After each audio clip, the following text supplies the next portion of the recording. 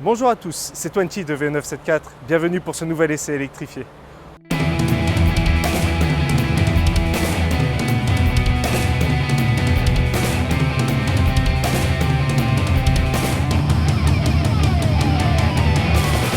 On se retrouve aujourd'hui devant le futur point de vente de MG pour le test de la MG ZS EV. Une fois n'est pas coutume, nous commencerons par le prix de cette voiture, à savoir 32 900 €. Hors bonus, sans condition, clé en main. Pour rappel, à l'heure actuelle, le bonus est de 7 000 € sur les véhicules électriques, ce qui ramène ce MG ZS à moins de 26 000 € clé en main. Bon, je pense qu'on peut remballer, hein. On s'arrête là, c'est bon, c'est terminé. On va quand même faire un petit point sur ce qu'on a à ce prix-là, hein. Et pour cela, rien de mieux que le juge de paix à La Réunion, à savoir le tour de l'île par les plaines.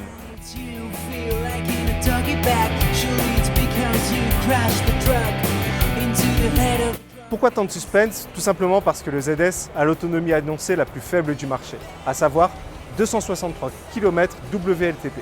Nous entamons un périple de 180 km qui nous emmènera à plus de 1600 mètres d'altitude. Première étape, le col de Bellevue. A tout de suite.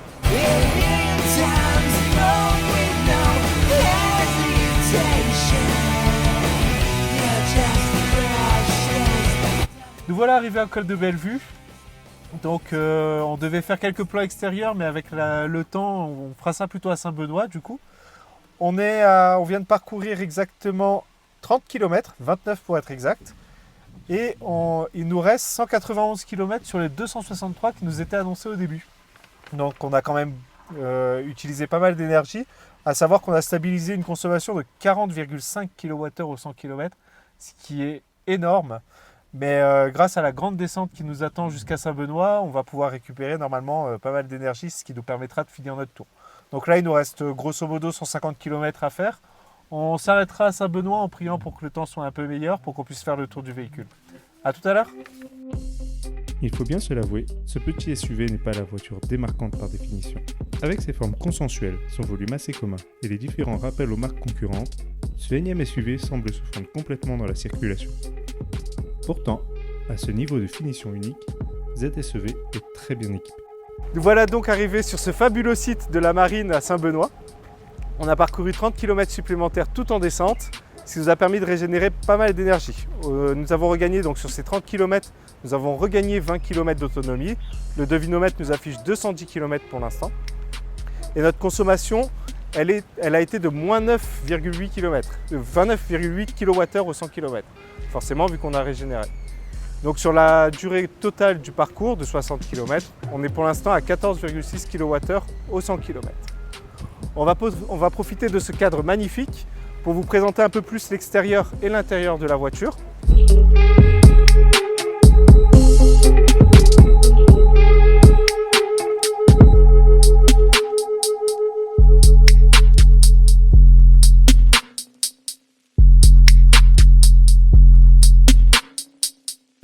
Pour ce qui est de la vie à bord, on est plutôt bien installé. Malgré mon 1m85 et mon airbag naturel, je suis bien posé. Naturellement, je vais regretter que le volant ne soit pas réglable en profondeur, ce qui est toujours un problème pour les grands gabarits. À part cela, donc on a un petit écran pour le conducteur qui renvoie les différentes informations de conduite. Et tout tombe sous la main, l'ergonomie est plutôt bien faite, on a tout à disposition, y compris l'écran central qui est à portée de main également. Parlons-en du multimédia, c'est surtout ici que ça pêche. L'écran rame et c'est perfectible, comme vous pouvez le constater, il y a un petit temps de latence avant que les différentes commandes arrivent. C'est pour les plus geeks d'entre nous, ça va réellement poser problème, mais à part cela, il est plutôt simple, assez facile à prendre en main. Gros point positif, comme vous pouvez le constater, il dispose d'Android Auto, ce qui vous permettra de récupérer les différentes applications de votre téléphone sur l'écran principal de la voiture. Naturellement, le média reste réglable via des commandes au volant, comme c'est le cas pour la plupart des voitures aujourd'hui. Intéressons-nous maintenant aux places arrière de ce petit SUV. Donc, comme vous pouvez le constater, malgré mon grand gabarit et mon léger enveloppement, je suis quand même bien installé. J'ai un peu de place aux genoux, je suis assis derrière moi en ce moment, donc c'est comme si une personne d'1m85 conduisait. Et malgré cela, j'ai plutôt pas mal de place. Extérieurement, il faut souligner la présence de jantes 17 pouces bien dessinées qui jouent un rôle majeur dans l'économie d'énergie par leur taille contenue. Il est bon également de parler des rétroviseurs rabattables électriquement, pas si fréquents dans ces gammes de prix, mais c'est surtout cet immense toit panoramique et ouvrant qui attire notre attention. C'est le seul à en être équipé à ce tarif. À l'intérieur, les matériaux sont tout à fait corrects compte tenu une fois encore du prix compétitif. Les sièges simili-cuir sont chauffants, ce qui est pratique quand on va comme nous faire un tour dans la fraîcheur des hauts. A noter également que le siège conducteur est à réglage électrique. La vie à bord est grandement facilitée par les rangements qui permettent de se vider les poches rapidement en entrant dans la voiture. Le coffre, d'un volume de 448 litres, est composé de 3 niveaux. La tablette se règle sur les 2 premiers, offrant si besoin un plancher presque plat une fois les sièges rabattus. Et le sous-coffre permet de ranger les différents câbles de recharge. Parlons rapidement chiffres techniques. Côté motorisation, le MG dispose d'un moteur électrique de 105 kW, soit 143 chevaux et de 353 Nm de couple. Il réalise le 0 à 100 en 8 secondes 2, ce qui n'en fait certes pas une sportive, mais qui suffit très largement dans le cadre de son utilisation familiale. L'autonomie WLTP est de 263 km.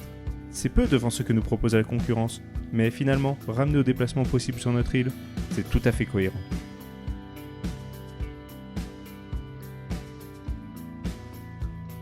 Après ce petit point équipement, il est temps de reprendre la route vers Saint-Denis, puis Saint-Pierre. On s'arrêtera devant la concession pour vous montrer où est-ce qu'elle se situera. Et on fera ensuite le point sur la totalité du parcours une fois arrivé à Saint-Pierre. A tout à l'heure.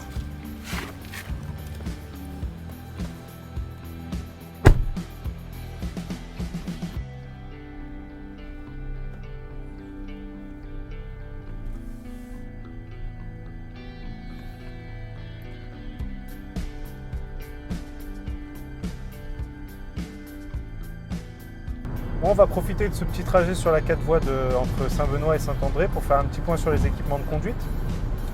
Donc le ZS est équipé de 3 modes de conduite. Donc on est soit en mode éco, qui nous permettra d'optimiser l'autonomie naturellement, un mode normal qui est un mode à tout faire, et aussi un mode sport qui permettra de développer les 143 chevaux de la voiture.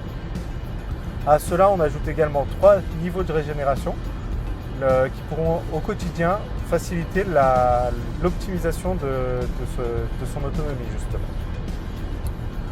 En plus de ces 2 éléments, on parlera également du frein à main électrique et de la caméra de recul qui vous faciliteront vos trajets au quotidien. Parlons maintenant des équipements de sécurité de ce MG ZS EV. Entre la détection de panneaux de signalisation, le capteur d'angle mort, il y a également le capteur de collision, l'aide au freinage d'urgence, la détection d'attention du conducteur, ou alors le détecteur de piétons avec freinage d'urgence automatique. Cette voiture vous rassurera dans la conduite de tous les jours. À cela, le petit plus pratique, le déclenchement automatique des essuie-glaces et des phares, avec passage en mode plein phare automatique lorsque la route est dégagée. Le MG Pilote, c'est un élément de sécurité qui va combiner le régulateur adaptatif et le maintien en voie actif. Ces 2 éléments combinés vont vous permettre d'atteindre la conduite autonome de niveau 2. En clair, qu'est-ce que ça signifie? Que la voiture va pouvoir réguler sa vitesse par rapport à la voiture qui vous précède et agir sur le volant pour se maintenir en voie. Donc dans les cas d'utilisation comme maintenant où on est sur la 4 voies à vitesse stabilisée, c'est assez pratique, c'est très reposant. On n'a plus à s'occuper de gérer les pédales ou le volant, mais il faut naturellement rester attentif à ce qui se passe sur la route. Et un deuxième cas où ce sera intéressant, c'est dans les bouchons, où la voiture va suivre naturellement le véhicule qui vous précède. Et encore une fois, vous n'aurez plus du tout à intervenir sur les éléments de conduite.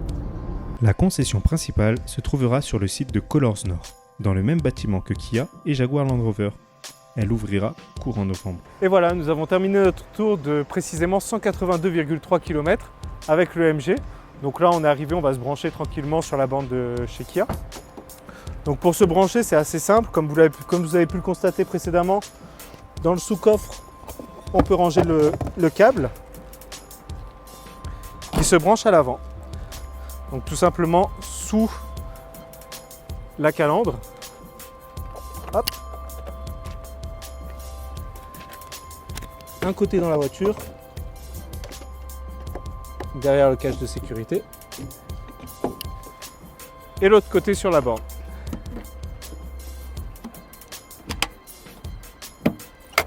Et voilà. Donc après ce tour de plus de 180 km, la voiture nous annonce une autonomie restante de 71 km. Et finalement, avec notre consommation de 17,1 kWh au 100 km, on retrouve une autonomie totale et réelle de 263 km, ce qui correspond bien au WLTP qui était annoncé initialement.